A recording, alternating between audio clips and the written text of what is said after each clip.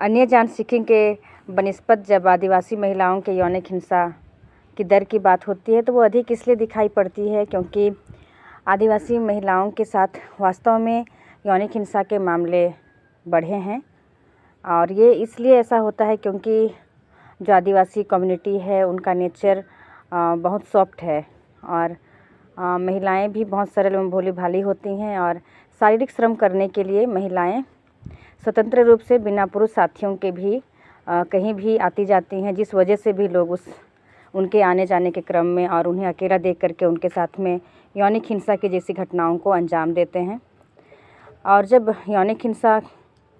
से प्रभावित होती हैं महिलाएं तो उनको बहुत सारे समस्याओं का सामना करना पड़ता है, विशेष करके न्याय पाने को लेकर के, क्योंकि आदिवासी कम्युनिटी में अभी भी संवैधानिक अधिकारों को लेकर के बहुत कम जागरूकता है और महिलाओं को विशेष रूप से अपने अधिकार के बारे में जानकारी बहुत कम है, एट्रोसिटीज़ के बारे में वो नहीं जानती हैं। और आदिवासी समुदाय में चूँकि एक खुलापन है और उनके अपने समुदाय में पहले के समय में इस तरह की घटनाएं बहुत कम थी, जिस वजह से वो लोग बाहर की दुनिया में जब जाती थी तो उन्हें नहीं लगता था कि बाहर की दुनिया के लोग उनके शरीर के साथ में यौनिक हिंसा जैसी घटनाओं को अंजाम देंगे, इसलिए वो इसको लेकर के बहुत बार अवेयर नहीं होती हैं, जिस कारण से भी इस तरह की घटनाएं लगातार बढ़ रही हैं। और हम लोग ये देख पा रहे हैं कि न्याय पाने के लिए उनको बहुत ही जटिलताओं का सामना करना पड़ रहा है, क्योंकि आदिवासी समुदाय के लोग अपने अधिकारों को पाने के लिए जिस तरह से जागरूक होना चाहिए वैसा जागरूक नहीं हो पा रहे हैं। और अन्य समाज की तरह ही आदिवासी महिलाओं को उनके समाज के भीतर पितृसत्तात्मक जो संरचनाएं हैं, ढांचा है, उसका सामना करना पड़ता है। और इसलिए जब उनके साथ यौनिक हिंसा घटनाएं होती हैं तो समाज और यहाँ तक कि परिवार भी बहुत बार उनकी मदद नहीं करता। आदिवासी महिलाओं के यौनिक हिंसा के मुद्दे अभी भी राजनीतिक मुद्दों में शामिल नहीं हैं और समाज के जो मुद्दे हैं उसमें जल जंगल ज़मीन की मुद्दे इतने हावी हैं कि उसमें आदिवासी महिलाओं की अस्मिता और उनकी सुरक्षा का सवाल अभी भी बहुत पीछे है, जिस कारण से न्याय पाने की जो राह है महिलाओं का वो बहुत कठिन हो पड़ता है। और विशेष करके न्यायिक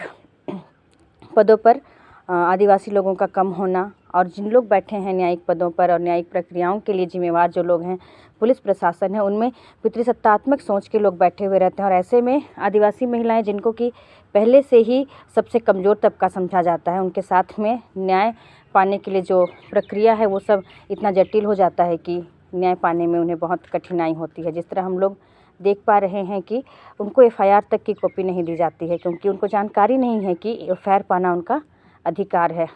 और समाज इन मुद्दों को कभी भी अपना मुद्दा नहीं समझता अधिकतर समय में, जिस वजह से इतना अधिक मामला होने के बावजूद न्याय पाने के लिए अभी भी महिलाएं बहुत पीछे हैं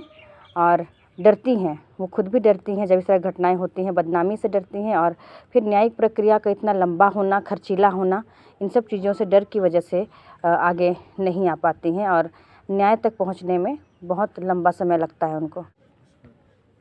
आदिवासी महिलाओं के जो यौनिक हिंसा के मुद्दे हैं उसको ख़त्म करने के लिए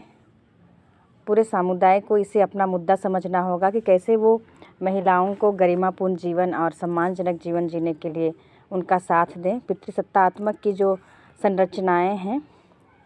उनमें महिलाओं को समानता और बराबरी दिलाने के लिए व्यापक रूप से बातचीत, खुला संवाद की ज़रूरत है, ताकि महिलाओं को जो परेशानियां हैं उन पर बातचीत हो सके। और उसके लिए सामूहिक रूप से जो कानूनी प्रावधान दिए गए हैं उसको हासिल करने के लिए सब लोग एक साथ आएँ, क्योंकि जहाँ पर महिलाएं न्याय पाने के लिए असक्षम हो रही है वो सबसे बड़ा कारण यही है कि उनके साथ में समाज का बड़ा तबका खड़ा नहीं होता है और उनको उनका अकेला का समस्या बता करके छोड़ दिया जाता है। तो ये ज़रूरी है कि समाज उनके साथ आगे आए, विशेष करके आदिवासी समाज, युवा वर्ग, बुद्धिजीवी वर्ग और जो भी समाज के संगठन होते हैं, संरचनाओं में हैं, उन लोगों को उन्हें अपना मुद्दा समझ करके महिलाओं के साथ खड़ा होने की ज़रूरत है। नागरिक समाज संगठन का आदिवासी महिलाओं के यौनिक हिंसा के मुद्दों पर हम जिन जिलों पर काम कर रहे हैं उसमें बहुत अधिक सक्रियता नहीं दिखती है, क्योंकि ये एक बहुत ही जोखिम भरा विषय है, जिसमें महिलाओं का जब बलात्कार जैसी घटनाएं होती हैं तो दो वर्ग खड़े हो जाते हैं। एक तो अपराधी का जात और महिलाओं का जो अपना जात धर्म होता है। तो इसलिए बहुत कम नागरिक समाज संगठन है जो इन सब मुद्दों को लेकर के महिलाओं की वकालत के लिए काम कर रहे हैं। और ऐसा इसलिए है क्योंकि इन सब मुद्दों पर सक्रिय पहल के लिए बहुत बार स्वयं पीड़िता भी आगे नहीं आती है, क्योंकि इस पर लड़ाई करना अभी भी लोग अपने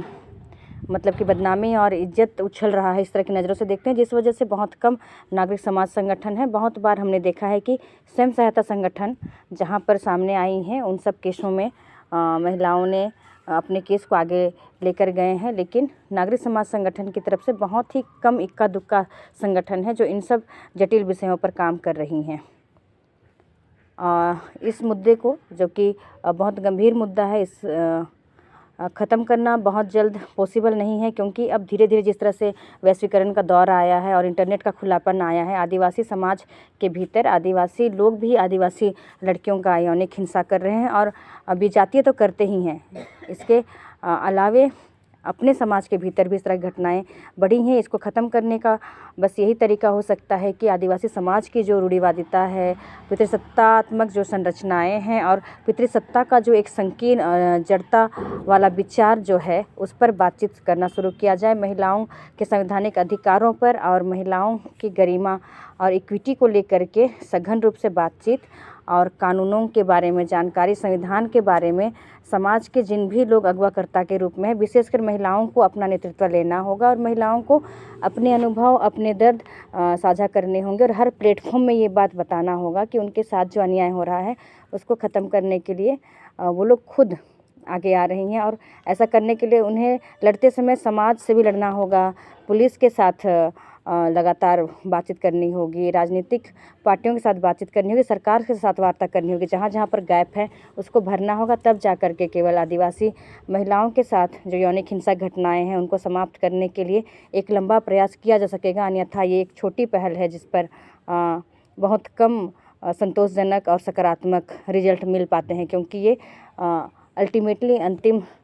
रूप से बड़ा मुद्दा कभी नहीं बन पाता है और इस पर गंभीर पहल नहीं हो पाते हैं। आदिवासी महिलाओं के यौनिक हिंसा के मुद्दे को ख़त्म करने के लिए जो पहल होनी चाहिए, उसके लिए सबसे पहला है कि समाज इसको अपना मुद्दा समझे और समाज के तरफ से भी ये प्रयास हो कि आदिवासी लड़कियों को और महिलाओं को उनकी सुरक्षा के लिए समाज भी आगे आए। अपने विचारधारा पे, व्यवहार पे और अपने नेचर पे आदिवासी समाज काम करे और जो कुछ देश दुनिया में होता है और जो कुछ जानने की ज़रूरत है, शिक्षा से लेकर के वो संवैधानिक अधिकार हासिल करने तक के जो आयाम है उस पर काम करे, उस पर बातचीत हो, राजनीतिक मुद्दा ये बने और जिन प्रावधानों को उनको दिया गया है उस प्रावधान को लेने के लिए सब लोग मिल कर के आगे आएँ और इन समस्याओं को ले करके इसका एक समाधान का जरिया खोजा जाए, जिसके लिए समाज को प्रयास करना होगा कि वो अपने बीच में किन किन रूप से समाधान का रास्ता खोज सकता है। क्योंकि जब तक समाज पहल नहीं करेगा, विशेष करके महिलाओं का मैं इसलिए बोल रही हूँ क्योंकि ये महिलाओं के मुद्दे हैं और महिलाओं को सामने आना होगा, सामाजिक तौर से उनको नेतृत्व लेना होगा, राजनीतिक तौर पर उनको नेतृत्व लेना होगा और अपने मुद्दों के लिए लड़ाई के लिए उनको स्वयं आगे होना, तब जा कर के इस तरह के मुद्दों को हम लोग ऊपर तक ले जा सकेंगे। और इसके लिए जो कुछ होना चाहिए और जो कुछ किया गया है आदिवासी समाज के महिलाओं के संरक्षण और संवर्धन के लिए, उसको हासिल करने का जो सपना है, एक स्वच्छ समाज का जो सपना है, उसको हासिल कर पाएंगे। लेकिन इसके लिए आदिवासी युवा महिला को कानूनी रूप से और संवैधानिक रूप से अपने अधिकारों को लेकर के बहुत अधिक जागरूक और लड़ने के लिए तैयार होने की ज़रूरत है, जिसकी एक बड़ी कमी नज़र आती है, जिसकी वजह से इस तरह की घटनाएं बढ़ रही हैं और न्याय तक आदिवासी समाज नहीं पहुंच पा रहा है। आदिवासी महिलाओं और लड़कियों की सुरक्षा के लिए सबसे ज़रूरी उपाय जो किए जाने चाहिए वो है कि आदिवासी लड़कियों को और महिलाओं को अधिक से अधिक शिक्षा से जोड़ा जाए। मुख्य धारा में जो कुछ हो रहा है उसमें से कुछ ज़रूरी चीज़ों को उनको जानने की बहुत ज़रूरत है, जिससे कि वो भी मुख्य धारा में शामिल होने के लिए आ सके और उसमें सुरक्षा के जो उपाय हैं, जिस जिस तरह की कानून उनके रक्षा के लिए हैं उनको जानना, संविधान को जानना। और इसके ऊपर और है कि अभी के समय में जो कुछ भी उनको अपने आत्मरक्षा के लिए किए जाने चाहिए, उस सारी चीज़ों की प्रशिक्षण आदिवासी महिलाओं और लड़कियों को मिलना चाहिए, जो कि उन तक पहुंच बहुत कम है। और ये सब जो कार्यक्रम अगर आयोजित किए जाएँ, अगर उनके आत्मरक्षा से जुड़े हुए या संवैधानिक रूप से उन्हें शिक्षित करने का, जागरूक करने का, तो वो उनके रीजनल लैंग्वेज में भी होने चाहिए, क्योंकि आदिवासी तबका आज भी अपनी अलग-अलग भाषाओं के कारण बहुत बार हिंदी और इंग्लिश की सामग्रियों को नहीं पढ़ पाता है। तो उन्हें आदिवासियों के लैंग्वेज जो हैं जिस एरिया के, उस लैंग्वेज में उनको उस तरह की पठन सामग्री, उस तरह के जो भी शिक्षा दी जा रही है, उसके लिए उनकी भाषाओं में उन सारी चीज़ों को दिया जाए। उनको पढ़ाने का भी अगर प्रयास किया जा रहा है तो उनकी भाषाओं के आधार पर पढ़ाने का प्रयास किया जाए, जिससे कि उनको अधिक से अधिक समझ में आए। तब जा कर के महिलाओं की रक्षा हो पाएगी। और अब महिलाओं को प्रयास करना चाहिए कि उन लोग जिन चीज़ों से दूर हैं, उनको पाने के लिए अपने समाज के भीतर नेतृत्व के